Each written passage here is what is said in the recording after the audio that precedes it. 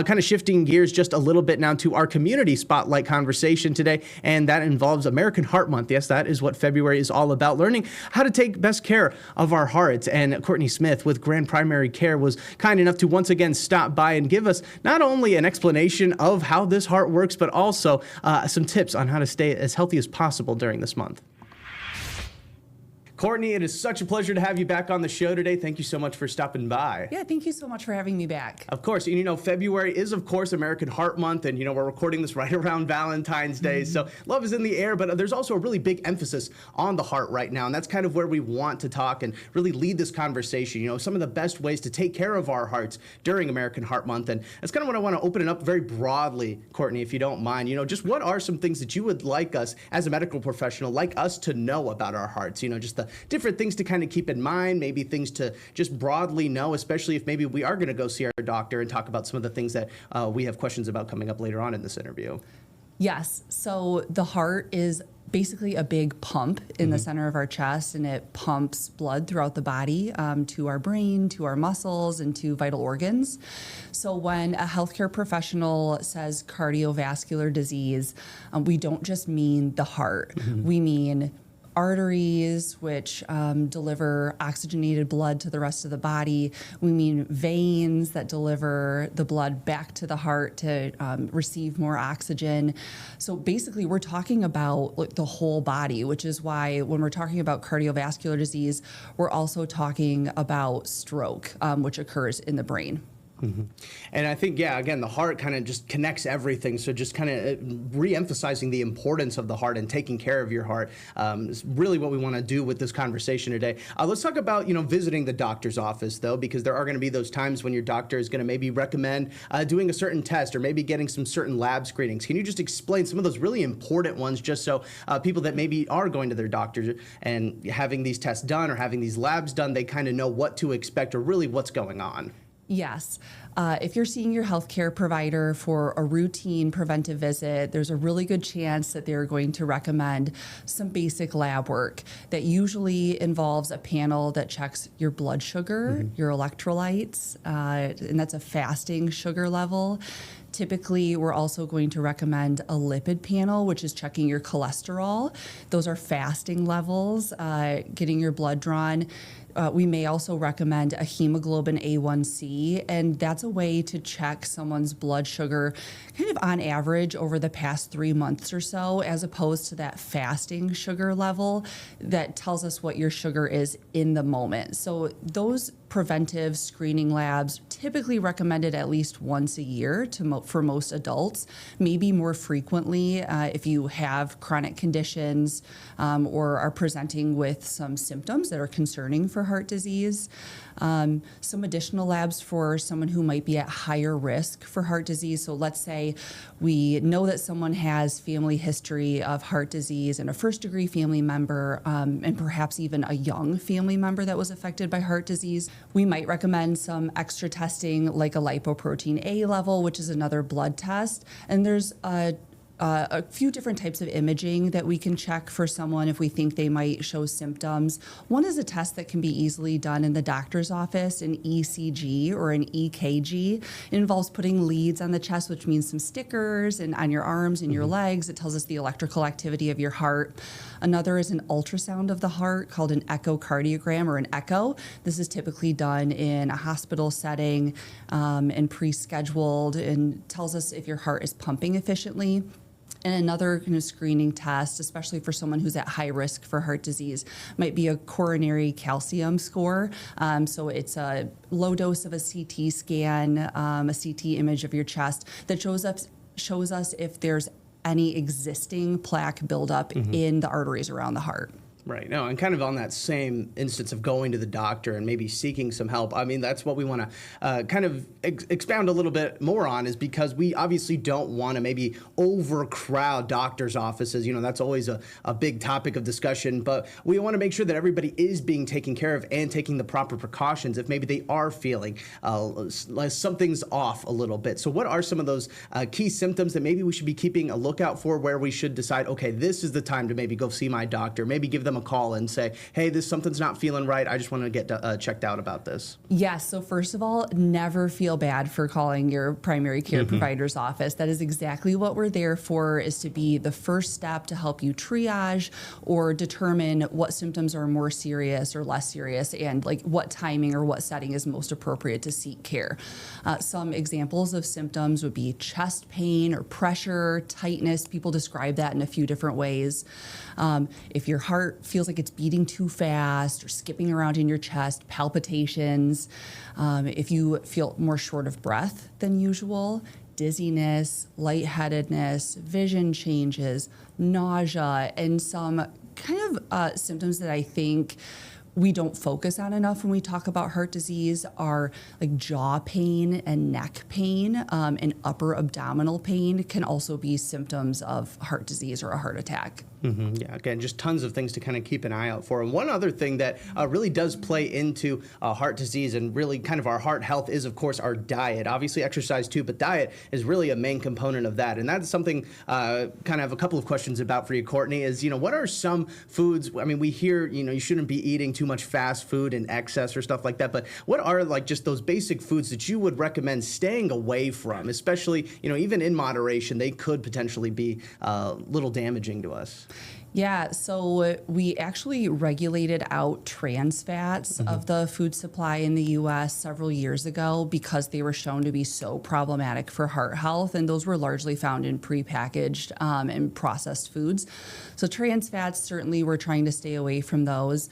A couple of nutrients or foods to stay away from and why. One would be sodium. Americans consume sodium or salt in excess. We consume too much of it on average. Right. And the problem with consuming too much sodium is that it's very closely tied to our blood pressure, which is one of the main risk factors for heart disease. So if we're trying to keep our blood pressure under control to decrease our risk for heart disease, we would be trying to keep our daily sodium intake less than 2,000 milligrams. And actually, some organizations recommend even more aggressively limiting it, less than 1,500 milligrams.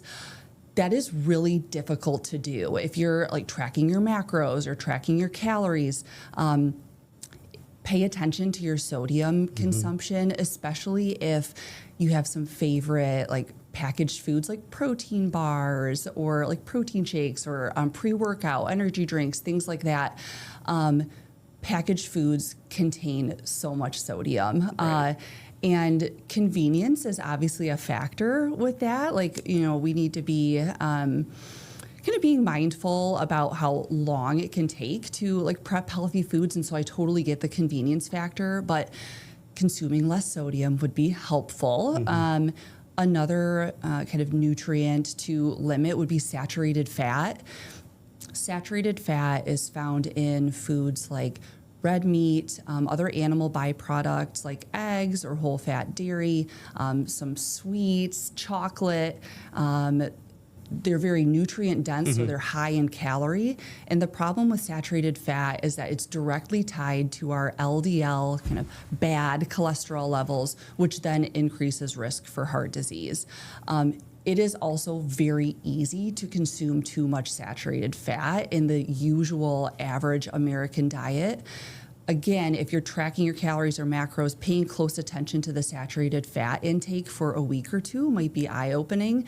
And perhaps you would be able to tie it to like a few snacks or a few ingredients that you're consuming regularly that we could perhaps substitute out for some alternatives. And kind of on that sodium line of thought, I know in particular when I was trying to eat a little bit better on, maybe not using as many sauces or oils or something like that, I kind of was using a lot more seasonings. And seasonings is a big sodium kind of ingredient. There's a lot of sodium in a lot of different seasonings. So again, it's just something to keep an eye out for when you are doing that. And that's, of course, foods that maybe we should be staying away from. But there are some foods that will actually help our heart out a little bit. If you wouldn't mind kind of going over a few of those, Courtney. Yes. So if we think of the opposite of some of the like processed, prepackaged foods, higher in sodium, higher in saturated fat, and transition more to fruits and vegetables, produce, whole grains, some of our healthy fats like olive oil or seeds, nuts. these are the foods that we should be maximizing. So it's estimated that only 10 to 20% of adults in the US get the recommended servings of fruits and vegetables every day. And again, I know it's hard. It's hard to keep produce in our homes and then eat it before it goes bad, and finding the right kind of produce that's in season. So you do have to be very intentional to have those foods on hand and to plan ahead and be bringing our food to work or school with us. So yes, we do have to be mindful about that, but it's increasing the whole foods as much as we can. Mm-hmm. And, obviously working in some more whole foods, some less processed packaged foods, those are great first steps. And that kind of leads into this next question about just what are some of those baby steps we can take? I know when people are like, hey, to fix, or to help out with some issues, you got to do all these crazy different things to really start going. And it could be very overwhelming to just think, I've got to do all of these things. But, if somebody wants to make that change today, what are some very easy baby steps that they can take to improve their heart health? That's a great question, because you're so right. People get overwhelmed all of a sudden thinking, oh, I have to overhaul my whole diet. Like, where do I even start? Right. And it's like you don't even know where to focus. So I would at first think about, what is the top priority? What is my main concern? Is it that I'm trying to lose weight? Is it that I'm concerned about my blood pressure? Do I need to improve my blood sugar or my cholesterol?